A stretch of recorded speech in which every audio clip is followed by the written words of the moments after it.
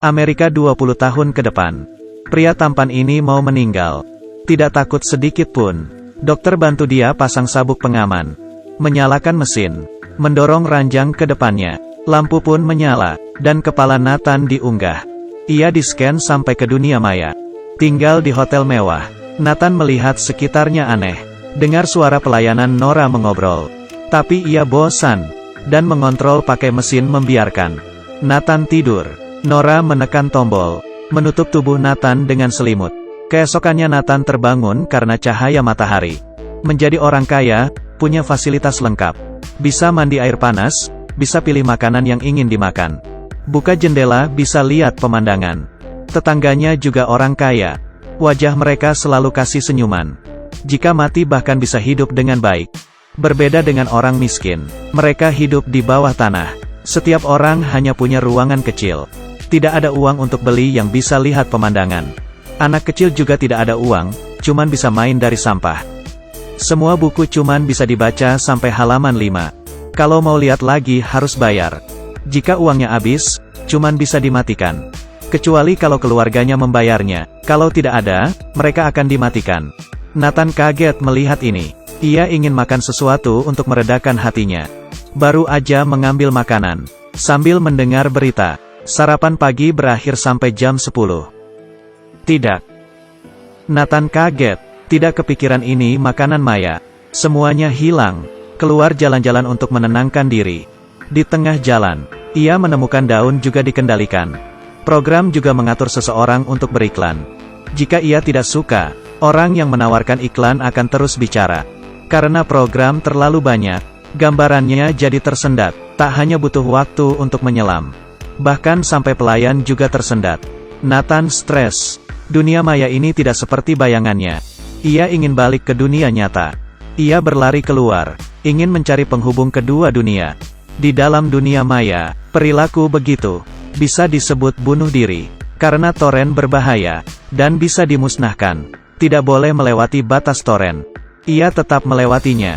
Tiba-tiba pelayanan Nora muncul.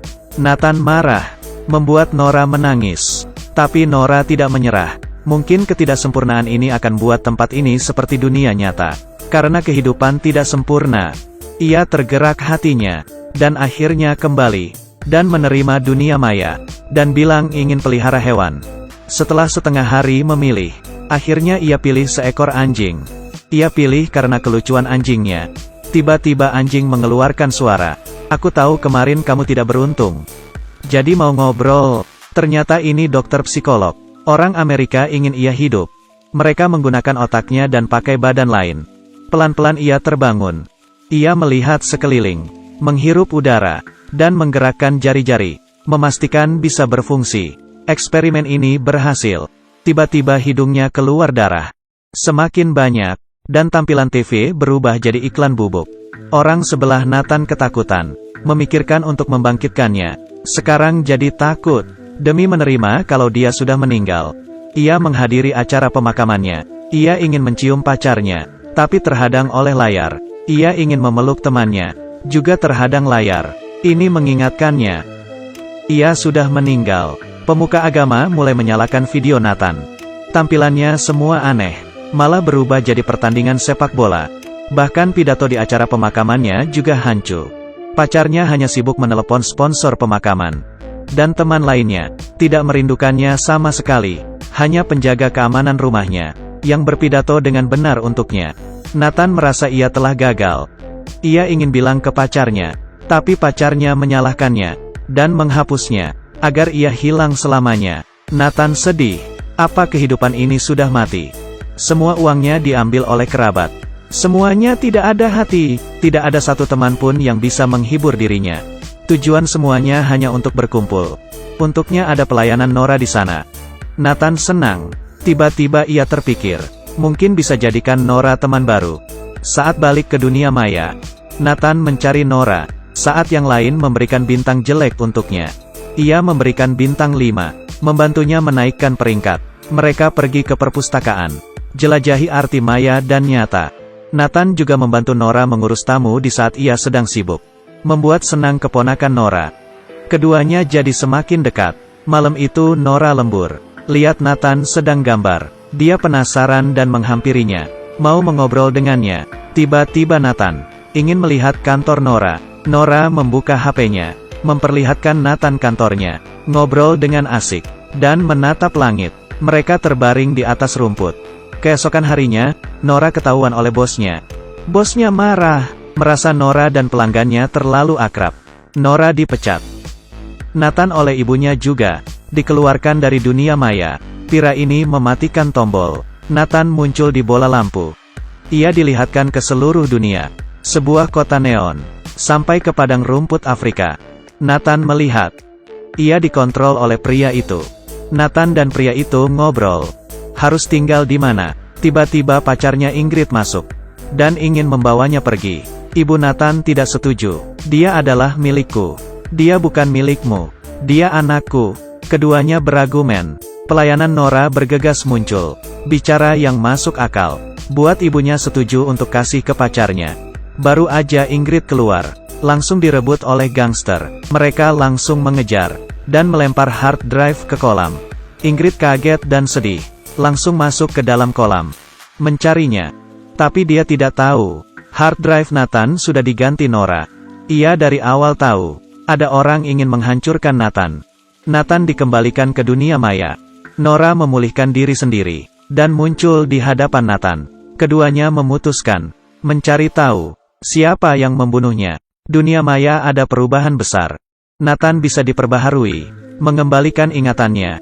Sebelum diperbaharui, Nora mencari kesempatan. Mengambil kunci administrasi. Lalu diam-diam memberi Nathan pen. Ia memindahi seluruh data. Saat perbaharuan. Semua pelayanan mematikan tamunya jadi tidur. Dan pulang kerja. Tapi Nora diam-diam kembali ke kantor. Membangunkan Nathan. Membawanya lihat pembaharuan Aurora. Hampir aja ketahuan. Untungnya Nathan bawa pen untuk memodifikasi program. Mereka menjadi transparan. Baru aja lolos. Melihat pembaharuan Aurora semakin dekat. Nora kembali ke kehidupan nyata. Lihat Nathan di layar yang akan diperbaharui. Nora tiba-tiba ragu. Karena ia belum kasih tahu. Setelah pembaharuan, Nathan tidak akan mengingatnya lagi. Demi mengembalikan ingatan Nathan, ia menekan konfirmasi. Keesokan harinya, ia dihidupkan lagi. Ia sama sekali tidak mengingat Nora. Nora sedih, menangis dan izin pulang. Sampai di rumah, ia mendapat telepon Nathan. Nora baru sadar. Nathan pindah ke zona 2G di mana orang miskin tinggal. Ia menjelaskan ke Nora, ingat kalau tinggal di tempat orang kaya akan terus dipantau. Pura-pura tidak mengingatnya. Setelah Nora mendengarkan penjelasannya, di dalam rumahnya, ada gangster masuk. Ia menatap Nora. Dari ranjang ambil pisau. Nora merasakan suatu bahaya. Ia keluar dari dunia maya. Periksa ruangan. Dari cermin. Melihat tubuh gangster. Melompat dari jendela. Turun ke bawah dan lari. Gangster mengejarnya. Khawatir dengan Nora, Nathan menggunakan pen. Memantau jalanan New York. Menelepon Nora.